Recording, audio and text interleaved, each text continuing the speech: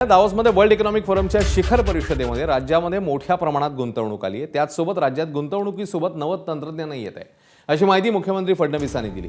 Raigad paint growth centre करता विविध परदेशी कंपन्यांनी करार केले। जवळपास 1 लाख कोटींचे करार करण्यात आले, ज्यातून मोठ्या प्रमाणात रोजगार निर्मिती होईल, अशी माहितीही फडणवीसांनी दिली आहे। राज्यातल्या प्रत्येक व्यक्तीला आरोग्याची सुविधा मिळणार असल्याचंही ते म्हणाले।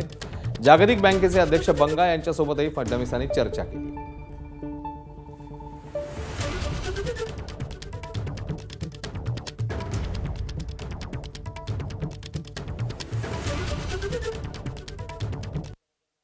रायगड पेंट ग्रोथ सेंटर आता आज ते लॉन्च केलेलं आहे। याच्यामध्ये खूप चांगल्या पद्धतीने आज इन्व्हेस्टर्सही आले। आज आपण लॉन्च केलं आणि लॉन्चच्या वेळी जे काही आपले करार त्याच्यामध्ये झालेले आहेत, त्यामध्ये रिपब्लिक ऑफ कोरियाचा हवाना ग्रुप आहे, SSB स्वित्झर्लंडचा ग्रुप आहे, एन्सार USAचा ग्रुप आहे, फेडेक्स जो USचा एक अतिशय मोठा ग्रुप आहे, रिव्हर रिसायकल फिनलंडचा ग्रुप आहे, MGSA हा दुबईचा ग्रुप आहे, स्पेसेस होल्डिंग सिंगापूरचा आहे, मेपल ट्री सिंगापूर आहे, ट्रिबेका डेव्हलपर्स US आहे, GNB इन्फ्रास्ट्रक्चर सिंगापूर आहे, इंडोस्पेस पार्क सिंगापूर आहे। असं आजच जवळपास 1 लाख कोटी रुपयाच्या इन्व्हेस्टमेंट्स या सगळ्या वेगवेगळ्या कंपन्यांनी त्या ठिकाणी करण्याचा आज MOU केलेला आहे।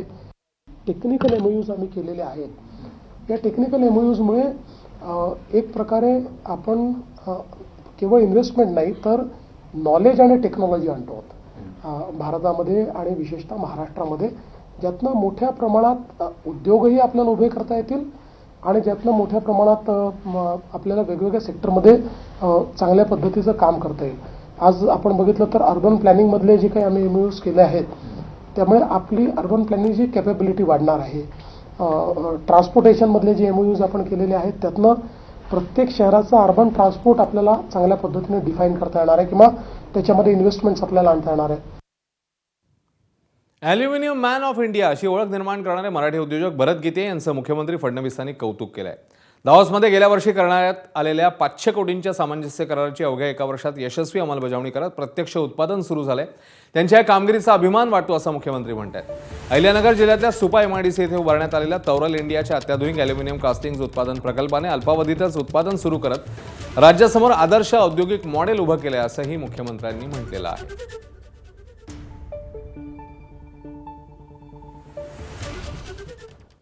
दुसरीकडे उद्योगमंत्री उदय सामंत यांनी दावोसमधल्या गुंतवणुकीवर सोशल मीडियावर पोस्ट केली आहे।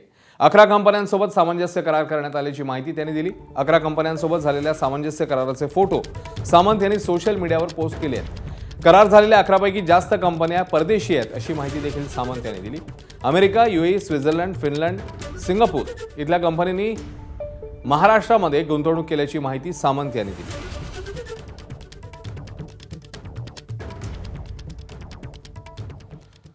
तर दावोसमध्ये महाराष्ट्रात सर्वात मोठी गुंतवणूक येणार आहे। आतापर्यंत झाली नाही तेवढी गुंतवणूक येईल अशी माहिती मंत्री गिरीश महाजनांनी दिली आहे। जामनेर MIDC मध्ये कोका कोला कंपनी येते असल्याची माहितीही महाजन यांनी दिली। तर पुण्यापेक्षा मोठी संपत्ती नाशिकला मिळत असल्याचंही महाजनांचं म्हणणं आहे।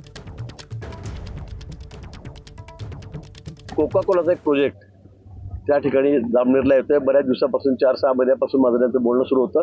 माननीय मुख्यमंत्री महोदय त्या संदर्भात त्यांच्याशी बोललेले होते आणि ही कंपनी आता जामनेरला येते। एक मोठा प्रोजेक्ट कोका कोला कंपनीचा जामनेरला आता त्याच्या कामाला लवकरच सुरुवात होईल। मुख्यमंत्री फडणवीसांच्या दावोस दौऱ्यावरून ठाकरेंच्या शिवसेनेचे खासदार संजय राऊत यांनी टीकेची झोड उठवली आहे। दावोसमध्ये आकडे फुगवून कशाला सांगताय असा संतप्त सवाल राऊतांनी केलाय, ज्याला भाजपचे नगरसेवक नवनाथ बन यांनी प्रत्युत्तर दिलंय।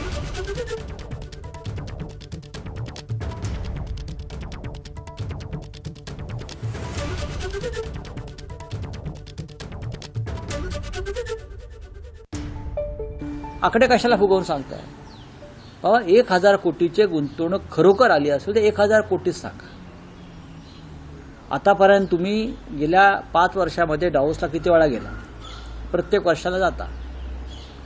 हे जर आकडे 5 वर्षातले पाहिले तर जवळजवळ 75 लाख कोटीच्या वर आकडे जातात। दाखवा गुंतवणूक कुठे आहे ती, आणि तुमच्या दौऱ्यांवर किती खर्च होतोय तेही या देशाला किंवा राज्याला दाखवा। हे मी सर्व राज्यांविषयी सांगतोय। महाराष्ट्र प्रमुख आहे राज्य।